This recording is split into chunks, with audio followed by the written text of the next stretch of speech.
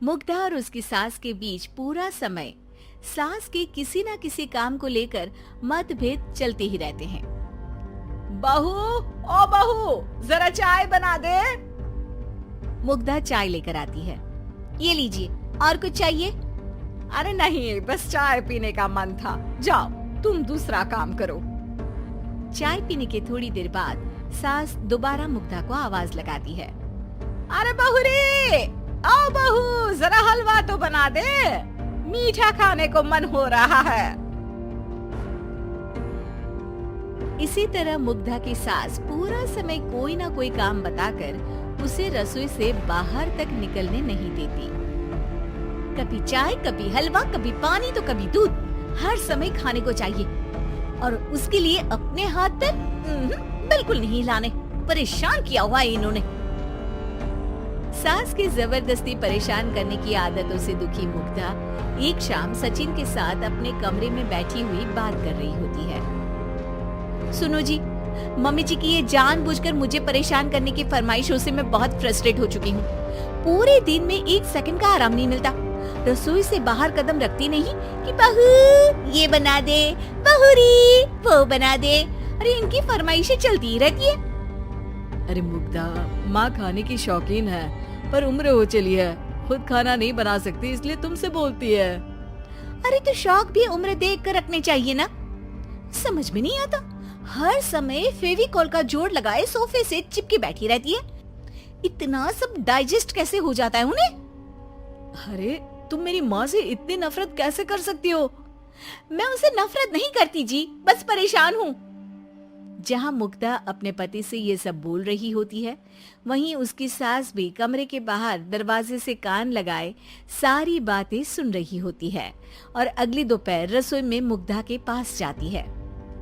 बहू, आज ना मेरा कुछ मसालेदार खाने का मन है। तो चाय बना दूं? मुझे बहुत पसंद है। अरे ना, ऐसा कर लिट्टी चोखा बना ले। और हाँ, जितना मसाला बातों में मिलाकर पति को सुनाती हो ना, सब्जी में भी वैसे ही डाला करो, खाना स्वादिष्ट बनेगा। सास की बात सुनकर मुग्धा हैरान रह जाती है।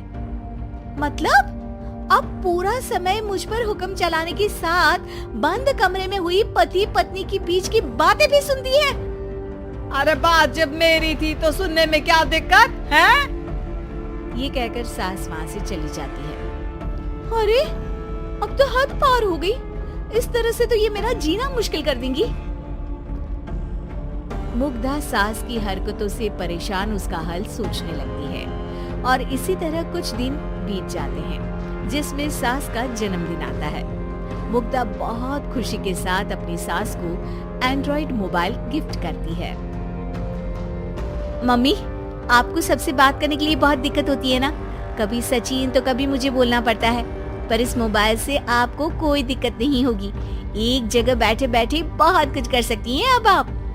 मोबाइल देख सासू माँ खुश हो जाती है, पर उसे इस्तेमाल करना तो आता नहीं, इसलिए साइड में रख देती है। जिसे देख मुग्धा घर का सारा काम छोड़ मोबाइल सेट कर सास को इस्तेमाल करना सिखाने लगती है, जिसके बाद अब सास पूरा समय मोबाइल में ही लगी रहती है। हाय, जब से मम्मी को मोबाइल मिला है मेरी लाइफ में कितनी शांति आई है। अच्छा है, इसी तरह बिजी रहे तो मैं भी सुकून की जिंदगी जी पाऊंगी। अब मुग्धा जब मन करे काम करना, जैसा चाहे वैसा खाना बनाकर खाना, पूरा समय रिलैक्स और खुश रहने लगती है। क्या बात है, आजकल तुम बहुत चहक रही हो। अरे मम्मी जी से छुटकारा जो मिला है, अब ना फरमाइशें ना छुप छुप कर बातें सुनना। अच्छा, तो मोबाइल गिफ्ट करने की ये स्कीम थी। इसी तरह दिन बीतते हैं और अब मोबाइल पर लगी सास फरमाइशों की जगह सवालों के लिए बहू को आवाजें लगाना शुरू कर देती है। अरे बहू सुन तो, देख जरा किसी का फोन क्यों नहीं मिल रहा? रिचार्ज खत्म हो गया है, पर अभी 4 दिन पहले ही तो मैंने किया था, इतनी जल्दी कैसे खत्म हो गया? अरे मैंने कल तेरी कनाडा वाली मौसी सास से 3 घंटे बात की थी ना। क्या? इतना महंगा तो मोबाइल भी नहीं आया जितना महंगा इसका रिचार्ज पड़ रहा है। इसके बाद तो जैसे मुग्धा के दिन के 24 घंटे में से 20 घंटे सास के पास उनके मोबाइल रिलेटेड प्रॉब्लम सॉल्व करने की ड्यूटी ही बन जाती है। अरे मुग्धा, ये मोबाइल में अचानक तेरी मौसी सास की शक्ल क्यों दिखने लगी? और ये तो हिल भी रही है। मम्मी, ये गूगल डुओ का वीडियो कॉल है। इसमें आप बात करने के साथ एक दूसरे की शक्ल भी देख सकती हो।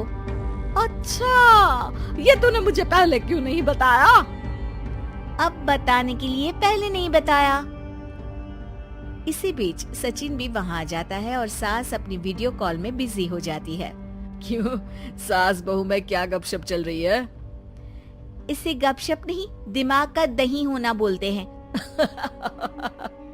पर तुम तो मम्मी को मोबाइल देकर बहुत खुश थी, फिर क्या हुआ? हाँ, उसका सुकून भी कुछ ही दिन मिला। अब घर के टंटे खत्म हुए तो मोबाइल की टिंग टिंग शुरू हो गई।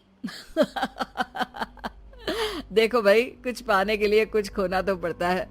आखिर तुमने मोबाइल अपने फायदे के लिए ही तो दिया है, तो फिर सवालों के जवाब भी देने पड़ेंगे, क्योंकि जब तक उनके हाथ में ये फुंथरू रहेगा, तुम्हारी लाइफ में प्राइवेसी और सुकून रहेंगे। कहने का मतलब है अगर इससे प्यार बढ़े तो दाग अच्छे हैं। अरे मुझे पहले दिन से ही पता है मोबाइल किस मकसद से दिया गया है। भूलो मत, इससे पहले मैं बातें ही सुनती थी। सास की ये बात सुनकर मुग्धा शॉक में और सचिन हंसता रह जाता है।